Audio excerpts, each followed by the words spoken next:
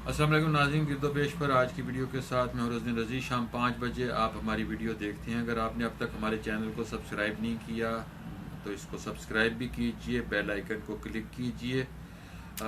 आज गुफ्तगू करने को जी चाह रहा है एक ऐसे मौजू पर जो हमारे गिरदोपेश में चीज़ें मौजूद होती हैं, लेकिन बात करें तो फिर जी चाहता है कि इस पर खुलकर बात की जाए। खुलकर बात करना तो किसी बात पर भी मुमकिन नहीं, किसी मौजू पर भी मुमकिन नहीं, लेकिन हम जब लोगों को गालियां देते देखते हैं और जब हम देखते हैं कि लोग हुक्मरान भी गालियां दे रहे हैं, सियासतदान भी एक दूसरे को बुरा भला कह रहे हैं और ऐसे लोग भी गाली दे रहे हैं जिनको हम बहुत मोतबर समझ रहे होते हैं, तो फिर ये देखने को जी चाहता है कि गाली का कल्चर कैसे राइज होता है और गाली का कल्चर कहाँ तक जाता है।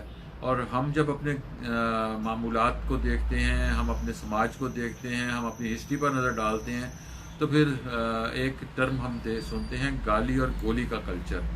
सो गाली और गोली का जो कल्चर है उसमें गाली कैसे शुरू होती है और गोली पर इसका इख्तिताम कैसे होता है, और गाली और गोली के कल्चर को राइज किसने किया, गाली वालों ने या गोली वालों ने। और ये हमने जब हम गोली की बात कर रहे होते हैं, जब हम बंदूक की बात कर रहे होते हैं, तो फिर एक हमें बहुत सारे मुहावरे सुनने को मिल रहे होते हैं, बहुत सारी ज़रबुल इमसाल हैं कि ज़बान का वार तलवार के वार से ज़्यादा कारी होता है। ये आपने कई दफ़ा सुना होगा। तो फिर वो जब हम तलवार को इसमें लेकर आते हैं तो वो ज़ाहिर है कल की तलवार आज की गोली में तब्दील हो चुकी है। तो फिर अगर ज़बान से चीज़ों को मुंदमिल करने की कोशिश नहीं की जा रही, जब ज़बान से ज़ख्मों पर मरहम रखने की कोशिश नहीं की जा रही, जब ज़बान से सिर्फ वार किए जा रहे हैं, तो फिर अंजाम वही होना है जो हमारे मुआशरे का हो रहा है। फिर अंजाम उसी खूंरेज़ी की तरफ बढ़ता है, फिर वही कत्ल व गारत होती है। ये गालियाँ हम जलसों में भी सुनते हैं, ये हम सियासी जलसों में भी सुनते हैं, गैर सियासी जलसों में भी सुनते हैं।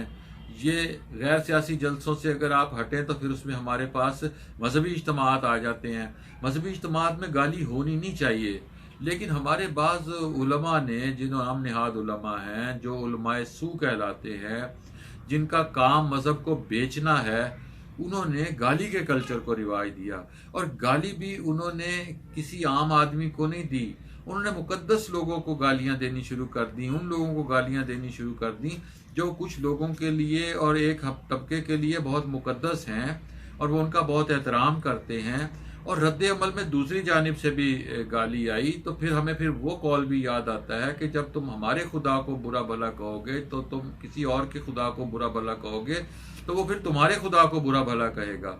और जब तुम किसी की मुकद्दस हस्ती के बारे में बात करोगे तो वो तुम्हारी मुकद्दस हस्तियों पर बात करेगा। ये गाली और गोली के कल्चर का जिक्र हमें इसलिए कि आज आप फ्रांस के मामलात देख रहे हैं। फ्रांस में जो कुछ हो रहा है, फ्रांस में जिस तरह तौहीन आमेज खाकों के बाद उनके सदर ने जो बयानात दिए, उसमें भी मुसलमानों की इंतहा पसंदी का अमल दखल भी किसी हद तक शामिल है। लेकिन वो जो एक इस्लामोफोबिया है यूरोप का, उस फोबिया ने मामलात को इस नहद तक पहुंचा दिया कि उन लोगों को अपना आप तो दिखाई नहीं देता, लेकिन उन्हें मुसलमान ही सारे मामलात के ज़िम्मेदार दिखाई दे रहे होते हैं। ये मामला फ्रांस वाला कैसे शुरू हुआ, किस तरह एक टीचर का सर कलमजद किया गया और किस तरह उसका सर कलम किया गया और उसको